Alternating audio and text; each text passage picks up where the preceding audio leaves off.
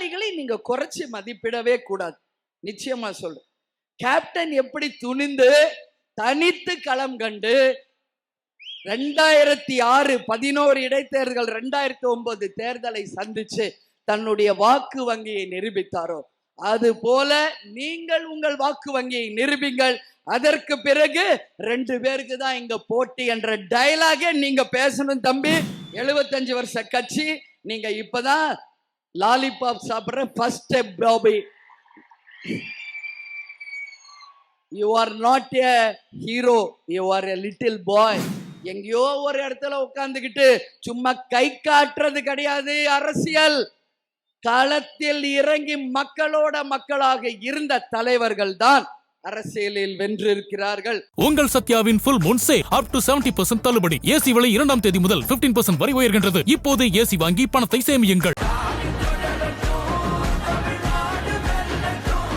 டயா booster சுகரை control பண்ணும், உங்க ஆரோக்கியத்தை மீட்டு தரும். சர்க்கரையை கட்டுப்படுத்துறதுக்கான எளிமையான வழிமுறை, இயற்கையான வழிமுறை. அனைத்து மருந்து கடைகளிலும் கிடைக்கும். பெரியோர்களே, தாய்மார்களே, மதசார்பற்ற வெற்றி கூட்டணியினுடைய கூட்டணி கட்சியை சேர்ந்த சகோதர சகோதரிகளே, மேடையிலே வீற்றிருக்கும் எங்கள் வேட்பாளர்களே, அமைச்சர் பெருமக்களே, அதே போல குழந்தை நட்சத்திரமாக வந்து இன்றைக்கு உலக நாயகனாக வந்திருக்கும் கேப்டனின் அன்பு சகோதரர் எங்கள் அன்பு அண்ணன் கமலஹாசன் அவர்களே, குடும்ப உறவை தேர்தல் உறவாக மாற்றிய மாண்புமிகு எங்கள் அண்ணன் உயர்திரு அண்ணன் ஸ்டாலின் அவர்களே,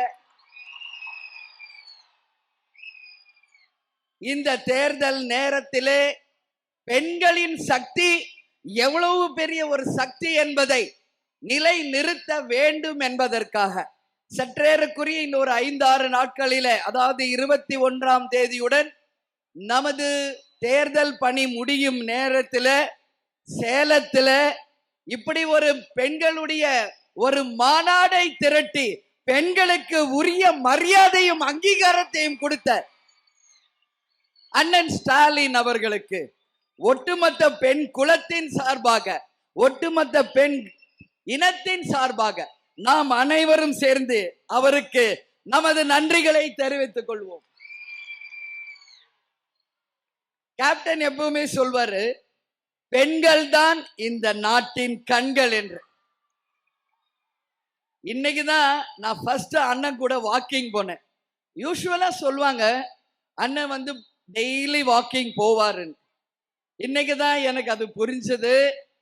அவர் இவ்வளோ தூரம் ஆக்டிவா பாலிடிக்ஸ்ல இவ்வளவு தூரம் அவர் பணியாற்றுகிறார் என்றால் அதற்கு மிக முக்கியம் அவர் டெய்லி செல்கின்ற வாக்கிங்கும் அவருடைய உடற்பயிற்சியும் என்பதை இந்த நேரத்திலே அவருடன் நான் நடந்து வந்த அந்த தருணத்தில் உண்மையிலேயே நினைத்து பார்த்தேன். அதை தன்னுடைய வாழ்க்கையில ஒரு அங்கமாக டெய்லி ரொட்டீனாக அவர் வச்சிருக்கார். அதை கூட ஒவ்வொரு செகண்டும் திரும்பி பார்க்கிறார். அதாவது அவர் எவ்வளவு தூரம் ஒரு பெண்ணுக்கு மரியாதை, உரிமை, சம உரிமை தருகிறார் என்பதை இன்றைக்கு அவருடன் நான் நடந்து வந்தபோது உண்மையிலே உணர்ந்தேன். அவருடைய செக்யூரிட்டி கார்ட்ஸ் அண்ணன் கமலஹாசன் ஒரு பக்கம், எல்லாமே ஆண்கள், நான் ஒருத்தி தான் உங்கள் பெண்ணின் சார்பாக அவர் பக்கத்துல நடந்து வரேன். அந்த பெண்ணுக்குரிய மரியாதையை ஒரு செகண்டும் அந்த பாதுகாப்போட என்னை அழைத்து கொண்டு வந்தாரு. அந்த நிமிஷமே நான் முடிவு பண்ணிட்டேன், இவர்தான் பெண் இனத்தின் காவலர், பாதுகாவலர், பெண் இனத்தை உயர்த்த போகும் ஒரு சிறந்த தலைமகன் இந்த தமிழ் நாட்டுக்கு என்று. நான் கேப்டன் கூட இது போல எவ்வளோ போயிருக்கேன், எவ்வளோ கூட்டத்தை பார்த்துருக்கேன். ஆனா அண்ணன் கூட தான் ஃபர்ஸ்ட் டைம். ஆனா அண்ணன் வந்து இன்னைக்கு அந்த அளவு அவர் ரெஸ்பெக்ட் அந்த பெண்ணுக்கு கொடுத்தது உங்கள் அனைவருக்கும் கொடுத்த மரியாதையா அந்த நேரத்தில் அதை நான் பார்த்தேன். இன்னைக்கு நான் ரொம்ப ஷார்ட்டா பேசணும், என்ன டைம் கம்மி. ஏன்னா அண்ணா தொடர்ந்து அடுத்தடுத்து போனோம், நானும் தொடர்ந்து பிரச்சாரத்தில் இருக்கேன். நான் இன்னைக்கு விருதாசலத்திலிருந்து சேலம் வந்து என்னை தொடர்பு கொண்டு உடனடியாக இந்த கூட்டத்திற்கு வர வேண்டும் என்று என்னை உரிமையோடு அழைத்த எங்கள் அன்பு அண்ணன் ஏவா வேலு அவர்களுக்கு ஒட்டுமொத்த பெண்கள் சார்பா இந்த நேரத்தில் என் நன்றிகளை தெரிவித்துக் கொள்கிறேன். அதே போல இந்த கூட்டணி மதசார்பற்ற வெற்றி கூட்டணினால 3 வார்த்தை அண்ணா சொன்னது போல் கடமை, கண்ணியம், கட்டுப்பாடு, அதை தான் இன்னைக்கு நாம் தமிழ்நாடு முழுக்க நான் பார்த்து கொண்டிருக்கிறேன். அதே போல சமூக நீதி, சம தர்மம், அதே போல சம நீதியை நாம் இன்னைக்கு தமிழ்நாடு முழுக்க பார்க்க முடிகிறது. இன்னைக்கு தமிழ்நாடு முழுக்க நான் செல்லும் இடம் எல்லாம் நமது மத சார்பற்ற கூட்டணி.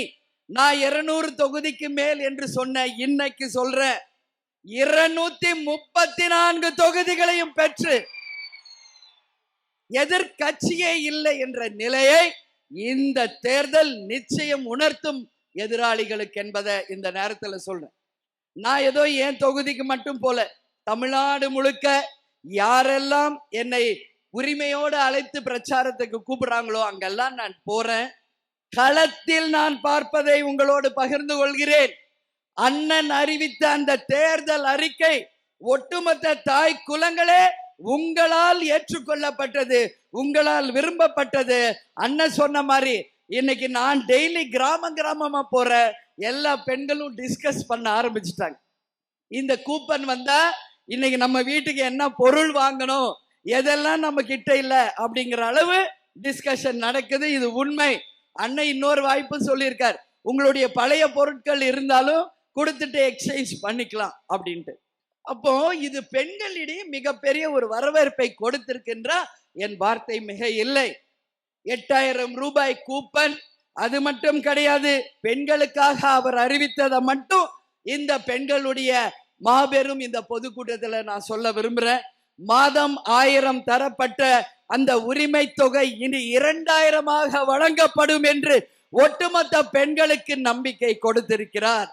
இன்னைக்கு ஒரு 2000 ரூபாய் எவ்ரி மந்த் சம்பளம் கொடுக்கணும்னாலே ரொம்ப கஷ்டம். ஆனால் ஒரு பெண்ணையும் தன் சகோதரியாக, தாயாக நினைத்து இன்னைக்கு 2000 ரூபாய் மாசம் இந்த அரசாங்கம் மூலம் அவர் தருகிறார் என்றார். இது சாதாரண விஷயம் கிடையாது, இது உண்மை. எல்லாரும் சொல்லலாம், இது என்ன சொல்றாங்கன்னா வரி பணத்தை தானே திருப்பி கொடுக்குறாங்க அப்படின்றது ஒரு கருத்து இருக்கு. நான் இல்லைன்னு சொல்ல. நம் இந்தியா, அதுவும் நம் தமிழ்நாடு இன்றைக்கு ஏழ்மையான நாடு. வறுமை கோட்டிற்கு கீழ் அதிகமான மக்கள் வாழ்கிறார்கள்.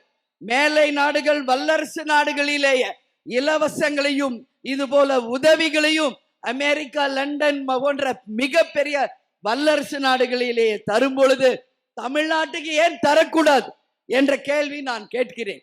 அதே போல இன்னைக்கு ஜிஎஸ்டி கட்டுறோம், அதுக்கான உரிய தொகை நமக்கு மரியாதையோட திரும்பி வருது. அதனாலதான் இன்னைக்கு பெண்கள் சொல்றாங்க, நாங்க கட்டுற வரி எங்களுக்கு அது மரியாதையுடன் எங்கள் அண்ணன் ஸ்டாலின் அவர்கள் மாதம் அந்த 2000 ஒவ்வொரு மாதமும் உரிமை தொகையாக கொடுக்கிறார். அது எவ்வளவு ஒரு சிறந்த ஒரு விஷயம். இலவசமாக பஸ் எல்லா பெண்களுக்கும், இது எப்படி சாத்தியம்? இன்னைக்கு டிரான்ஸ்போர்ட் எவ்வளவோ நஷ்டத்துல இயங்கினாலும் தாய்க்குலங்கள் மிக சிறப்பாக இந்த பயணத்தை செய்ய வேண்டும் என்பதற்காக அத்தனை பேருக்கும் பஸ் இலவசம். பெண் தாய்க்குலங்களே, நான் எல்லா இடத்துலையும் பேசுறத சொல்றேன், நீங்க குழந்தைங்களை குளிப்பாட்டி ஸ்கூலுக்கு அனுப்பிடுங்க. காலை உணவு, மதிய உணவு எல்லாம் கொடுத்து உங்கள் குழந்தைங்களை படிக்க வச்சு அவர்களை ஆரோக்கியமாக வளர்த்து அவர்களுடைய எதிர்காலத்தை அண்ணன் ஸ்டாலின் 2வது முறை அமைக்க போகும் ஆட்சி பார்த்து கொள்ளும். 8 லட்சம் இன்னைக்கு 8ஆம் கிளாஸ் வரைக்கும் அந்த விரிவாக்கம், 35 லட்சம் மாணவர்கள் அதனால பலன் அடைகிறார்கள். இன்னைக்கு சுய உதவி பெண்கள் குழு தமிழ்நாடு முழுக்க இருக்கு. நான் ஒவ்வொரு இடத்துலையும் இதை கேட்கிறேன். அந்த சுய உதவி பெண்கள் இங்கு எவ்வளவு பேர் இருக்கலாம். உங்களுக்கெல்லாம் இந்த முறை அண்ணன் ஸ்டாலின் அவர்கள் 2வது முறையாக ஆட்சி அமைக்க போவது உறுதி உறுதி உறுதி. அப்போ அந்த உங்களுடைய அந்த 5 லட்சம் ரூபாய் ஒரு ஜாக்பாட் மாதிரி உங்களுக்கு வரப்போகுது. 5 லட்சம்ன்றது சாதாரண கிடையாது. இன்னைக்கு சுய உதவி குழுக்கள் மூலம் 5 லட்சம் ரூபாய் கிடைக்கும் போது உங்கள் வாழ்க்கை தரத்தை நீங்கள் உயர்த்தி கொள்ளலாம், உங்கள் குடும்பத்தை நீங்கள் பாதுகாக்கலாம். நீங்கள் கௌரவமாக உங்க சொந்த கால்ல நிக்கலாம் என்பதற்கான அடையாளம் அது. அதே போல பெண்களுக்கு பாதுகாப்பு என்று பல்வேறு திட்டங்கள் இன்னைக்கு அறிவிக்கப்பட்டிருக்கிறது. நகை கடன் தள்ளுபடி, விவசாய கடன் தள்ளுபடி, மாணவர்களுக்கு சலுகைகள், விவசாயிகளுக்கு சலுகைகள், மீனவர்களுக்கு சலுகைகள், படிக்கும் மாணவர்களுக்கு லேப்டாப், வேலை இல்லாதவர்களுக்கு 1500, அதே போல வேலை வாய்ப்பை உருவாக்க திட்டங்கள் என்று நான் பட்டியலிட ஆரம்பிச்சால் காலையில விடிஞ்சிரும். அன்னைக்கு அண்ணன் வந்து தேர்தல் அறிக்கையை வெளியிட்டோடனே நான் சொன்னேன், அண்ணா அந்த தேர்தல் அறிக்கை எனக்கு வேணும்னு சொல்லி உடனே 25 புக் நீட்டா ஃபைல் பண்ணி எனக்கு கட்சி ஆபீஸ்க்கு அனுப்பிட்டார். நான் ஃபுல் புக்கையும் படிச்சுட்டேன்னு. மக்கள் விரும்புகின்ற அந்த ஒவ்வொரு திட்டமும் தான் இந்த முறை நாம் மிகப்பெரிய ஒரு ஆட்சியை அமைக்க இது ஒரு அச்சாரம் என்பதை இந்த நேரத்தில் சொல்றேன். இப்போ அண்ணன் நேத்துல இருந்து சொல்றாரு டீலிமிட்டேஷன். அதாவது டீலிமிட்டேஷன் என்றால் நம்மளுடைய பெண்களே நல்லா நீங்க எல்லாரும் புரிந்து கொள்ள வேண்டும். தொகுதி சீரமைப்பு என்ற முறையில இன்றைக்கு மத்திய அரசு தமிழ்நாட்டை வஞ்சிக்க போகிறது என்பதை அண்ணன் தொடர்ந்து சொல்லி கொண்டிருக்கார். நாளைக்கு எல்லாரும் கருப்பு கொடி ஏந்தனும், கருப்பு உடை போட வேண்டும் என்று ஏற்கனவே சொல்லியிருக்கார். நீங்க எல்லாம் ரெடியா? நாளை எல்லாரும் கருப்பு உடையில பார்க்கலாமா? ஏன் நான் இதை கேட்கிறேன்னா நல்லா புரிஞ்சுக்கணும். எப்போ ஒன் நேஷன் ஒன் எலெக்ஷன் சொன்னாங்களோ அப்பவே நாம யோசிக்க ஆரம்பிக்கணும். அதுலதான் இந்த டீலிமிட்டேஷன் இப்ப தொடங்குது.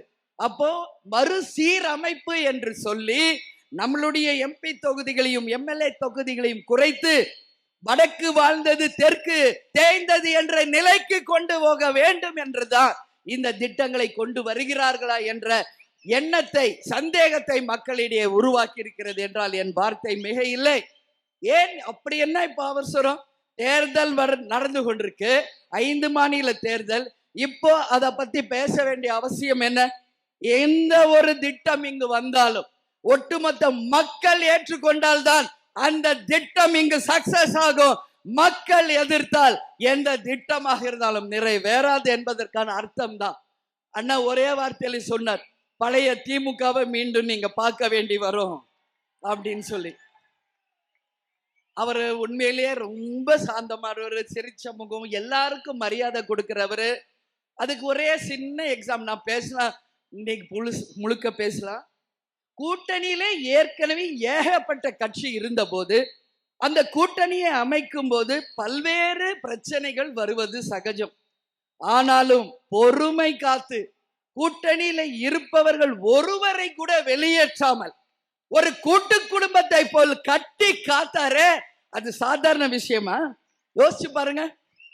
அதே போல 5 ஆண்டு காலம் ஆட்சி செய்தால் ஒரு ஆன்டி இன்கம்சி இருக்கும் என்பதனால, எதிர்ப்பு அலை இருக்கும் என்பதால தேமுதிகவையும் அவருடைய நண்பரான கேப்டனுடைய தேசிய முற்போக்கு திராவிட கழகத்தையும் அழைத்து இந்த கூட்டணியில இணைத்து உரிய மரியாதை கொடுத்தாரு. அங்கதான் கேம் சேஞ்சரே ஆரம்பிக்குது. அன்னைக்கே மக்கள் முடிவு பண்ணிட்டாங்க, இவங்க தான் ஆட்சி அமைக்க போறாங்க. 7வது முறையாக திமுகவும் 2வது முறையாக அண்ணன் ஸ்டாலின் அவர்கள் தான் இங்க முதல்வர் என்று. தேமுதிக மட்டுமா, அதுக்கப்புறம் எஸ்டிபிஐ போன்ற பல்வேறு கட்சிகளையும் இணைத்து எல்லாருக்கும் உரிய மரியாதை கொடுத்து எல்லாரையும் ஒரு கூட்டு குடும்பமா அனுசரிச்சு இன்னைக்கு வழி நடத்துறாரு. இதுதான் ஒரு தலைவருக்கான பண்பு, இதுதான் ஒரு தலைமைக்கான பண்பு என்பதை தன்னுடைய கூட்டணியிலேயே நிரூபிச்சிருக்கார். இன்னைக்கு அண்ணன் எடப்பாடி என்ன பண்றாரு பாருங்க. ஆல்ரெடி அவங்க கூட இருந்து அத்தனை பேரும் வெளியேறிக்கிட்டு இருக்காங்க.